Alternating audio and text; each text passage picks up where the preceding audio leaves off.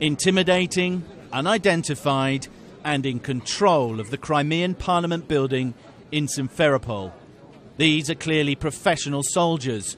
Ukraine's defense minister says that they are in the vanguard of another 6,000 Russian troops that have violated the country's sovereignty. The Russian Federation has begun an overtly aggressive campaign against our country. Under the pretense of military training, they've brought military force into the autonomous Republic of Crimea. The country's new government fears that a large mobilization of Russian armor and military personnel is underway.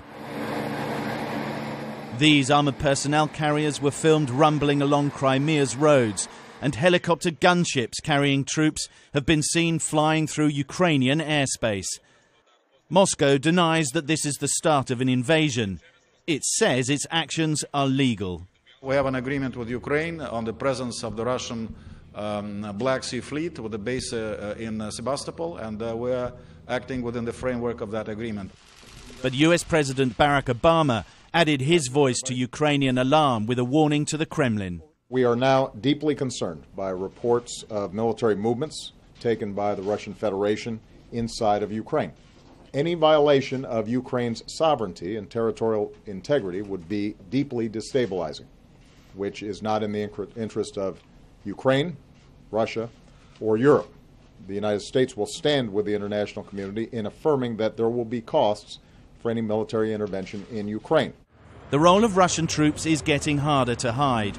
In Balaclava, they wore their insignia as they took up positions opposite Ukrainian border guards controlling the crossing into Russia. Kiev's fragile government is appealing for help from the West. It claims other strategic locations are also now under Russian control. Moscow appears to be boosting its military capacity in the Crimea following the collapse of the presidency of its ally Viktor Yanukovych. The Kremlin has made it clear that it will protect Crimea's ethnic Russian population. In Kiev, supporters of the new government continue to mourn the people who were killed in Independence Square. But the new administration's grip on the country is slipping away. This is now a divided nation, and the spectre of violent division now looms larger. Sam Kiley, Sky News.